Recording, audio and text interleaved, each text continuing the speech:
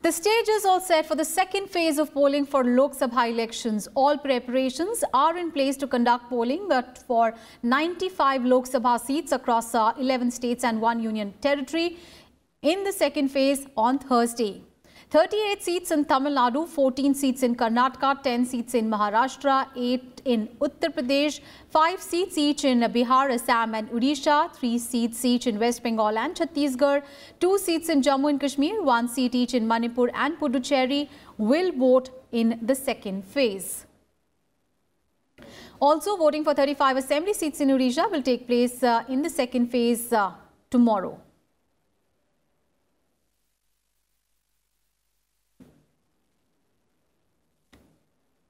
The Election Commission has announced a postponement of polling on the Tripura East Lok Sabha seat to the third phase on 23rd of April.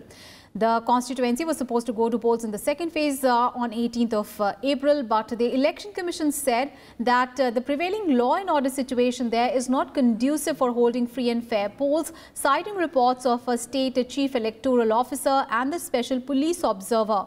The returning officer had feared that miscreant elements may thwart the polling process in the constituency, and based on the ground and intelligence report, he had requested for additional central police force as well.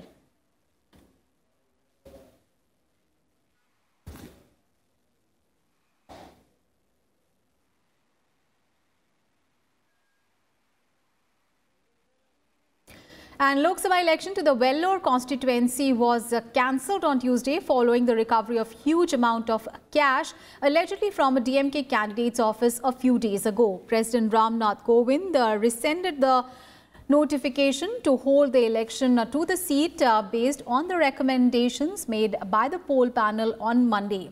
Polling in Vellore was scheduled for 18th of April. The Election Commission took the decision after the district police had filed a complaint against the accused, Katir Anand, as well as 2 party functionaries on the basis of a report from the Income Tax Department on 10th of April.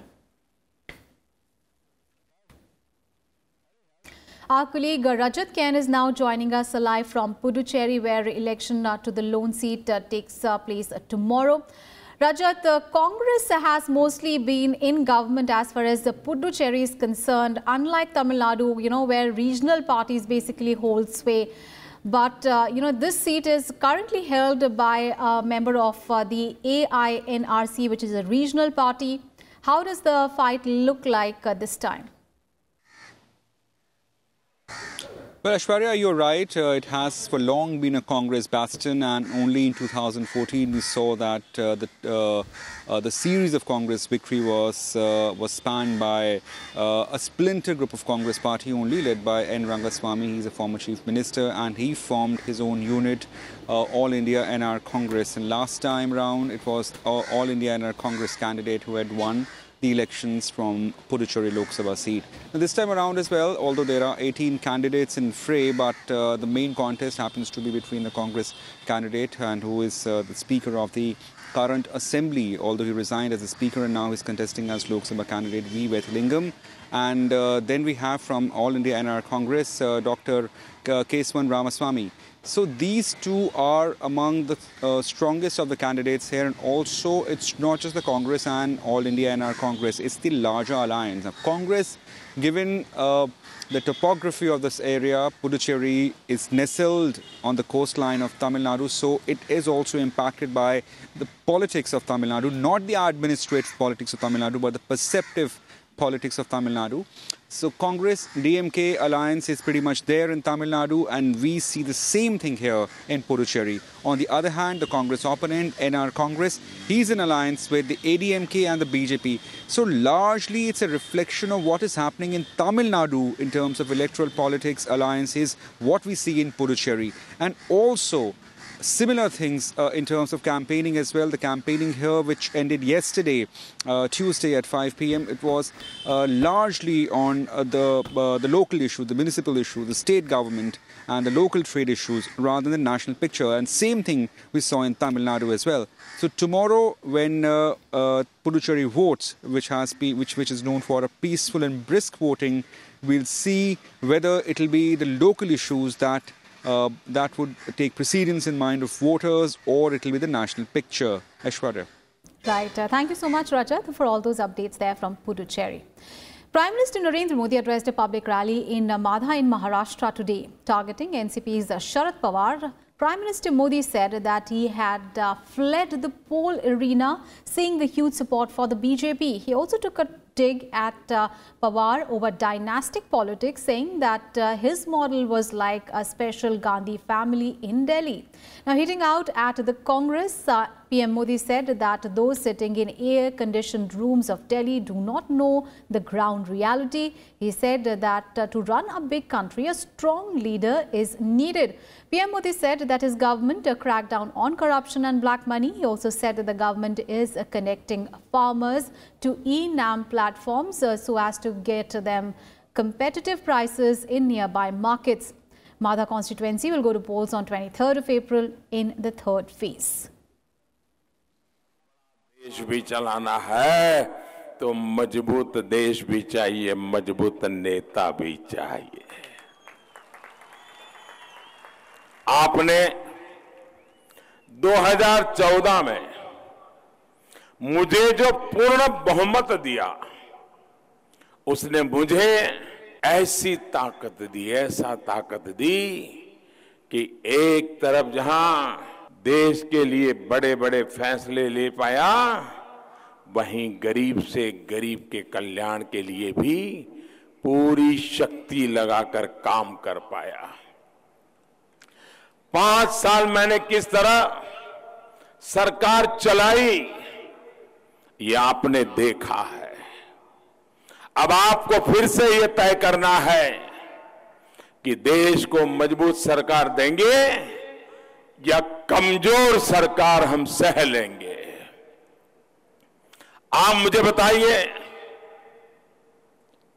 माढ़ा वालों को जरा आप मुझे जवाब देंगे? सबका जवाब चाहिए, विराट जनसागर है, सब जवाब देंगे। बताइए, माढ़ा वालों को मजबूत हिंदुस्तान चाहिए या मजबूर हिंदुस्तान चाहिए? And in Gujarat, too, Prime Minister Narendra Modi will hold multiple rallies today. He will campaign in Himmatnagar, in Surendranagar and in Anand. All the 26 Lok Sabha seats in Gujarat will go to polls on 23rd of April. And BJP Chief Amit Shah addressed a public rally in Sangli in Maharashtra. He said that it is the BJP government that brought about development in Maharashtra, while the state was lagging behind due to the Congress-NCP regime. Targeting Congress President Rahul Gandhi, Amit Shah said that he is now concerned about the poor, but he did nothing for them when his party was in power. He expressed confidence that the people will vote for BJP in the elections.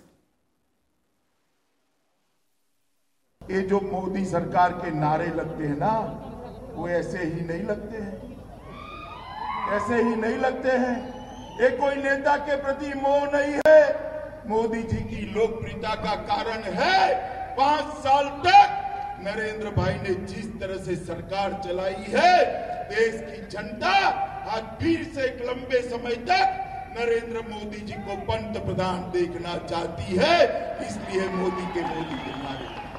10 साल तक UPA की सरकार चली, सोनिया मनमोहन की सरकार चली, यहां पर 15 साल तक कांग्रेस एनसीपी की सरकार चली। 12 लाख करोड़ के घपले, घोटाले, भ्रष्टाचार। और मित्रों, मोदी सरकार ने 5 साल शासन किया, हम पर कोई एक पैसे का भी आरोप नहीं लगा पाया। ऐसी पारदर्शी सरकार।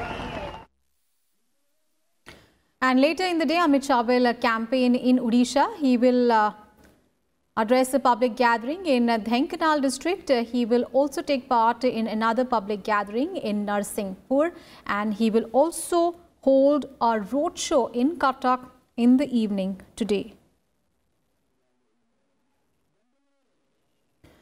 Our colleague Anu Diwan is now joining us live from Puri in Odisha.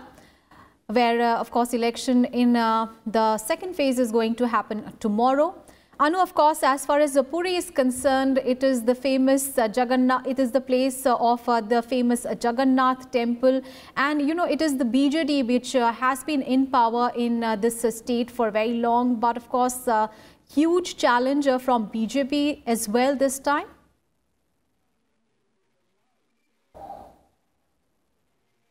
Sorry, Aishwarya, I would like you to repeat your questions, please. Because of the lot of disturbance, I could not hear your voice properly. Can you please repeat your question?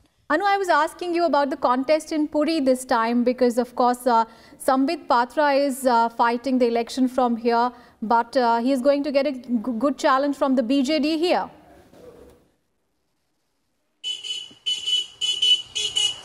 Definitely, Aishwarya, if we talk about Puri, one on it itself is going a biggest challenge this time, because this time BJP has given Sambit Patra this responsibility to get the seat of Puri.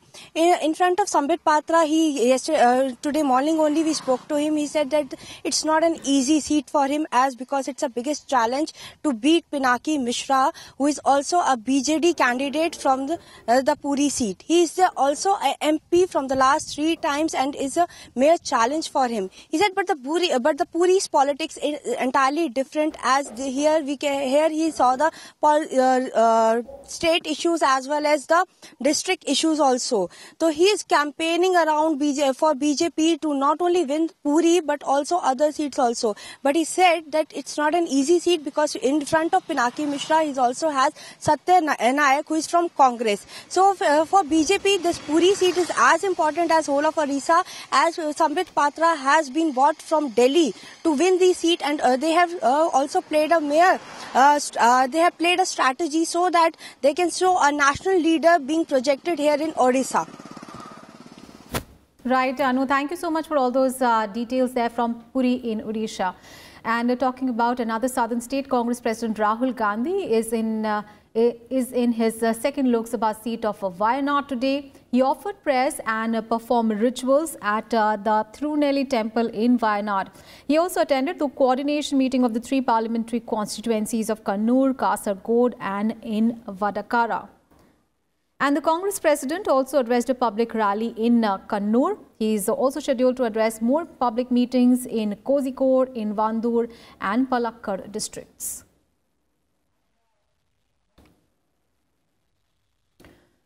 Fourteen Lok Sabha constituencies across central and southern regions of Karnataka will go to polls on 18th of April. Our correspondent Kriti Mishra spoke to the Chief Electoral Officer of the state, Sanjeev Kumar, to take stock of the poll preparedness.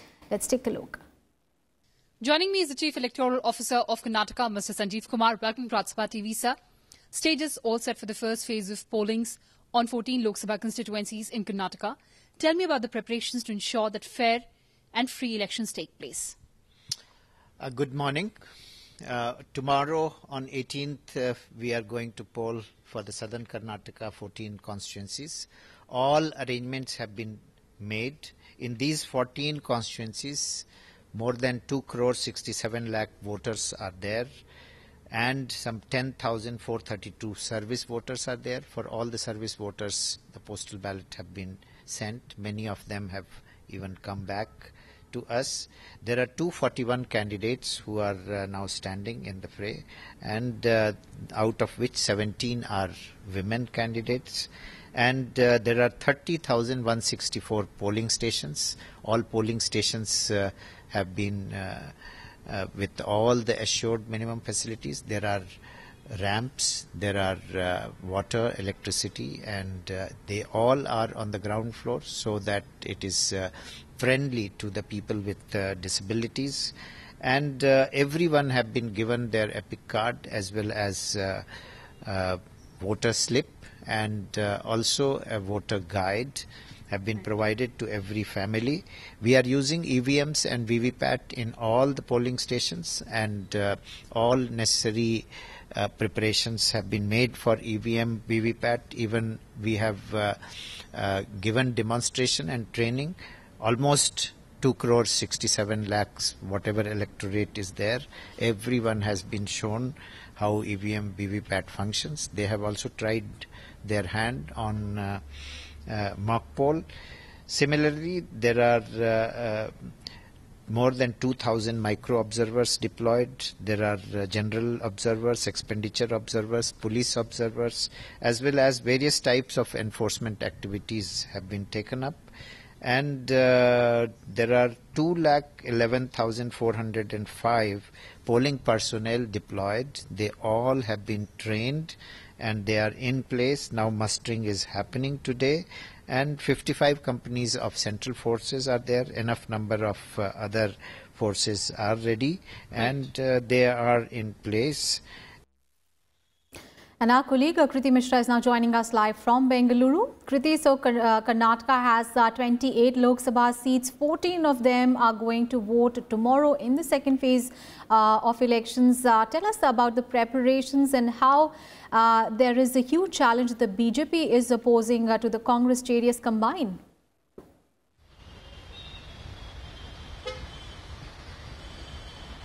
Well, Aishwarya, stage is set for the first phase of polls in Karnataka, where polling would be held on 14 Lok Sabha constituencies. So the Election Commission has made elaborate arrangements. Security has been beefed up. As you've heard, the Chief Electoral Officer was telling us that there are 55 companies of central paramilitary forces. There are more than 2 lakh polling personnel deployed to ensure that free and fair elections take place. There are flying squads all around to ensure that there is no use of illicit cash or illicit liquor. And as you've mentioned, that it is a very interesting contest between the BJP and the Congress-JDS combined. There are high stakes battle for both the BJP and the Congress-JDS combined in seats like Mandya, Hassan, Tumkuru, Bangalore South, Bangalore North and also Bangalore Central. Of course, it is a huge challenge for the Congress and the JDS combined because remember the fissures between the two parties were out in the open and the coalition was very shaky over past several weeks, but then both the parties settled for 21 and 7 seats respectively out of the 28 Lok Sabha seats. The BJP is contesting on 27 seats and it is supporting one independent candidate in Mandya against the grandson of H.D. Devagowda, Nikhil Kumar. So it's obviously a very interesting contest. And talking about the 2014 Lok Sabha results, out of these 14 constituencies that are going to polls on 18th, the BJP won 6, the Congress 6 and the JDS managed to grab 2 seats. So certainly a very interesting contest and the battle lines are drawn between the BJP and the JDS Congress combined. Over to you, Aishwarya. Right, very interesting contest going to be seen tomorrow in the second phase of Lok Sabha elections and the first phase of election, of course, in Karnataka. Thank you so much, Kriti, for all those updates there on that story.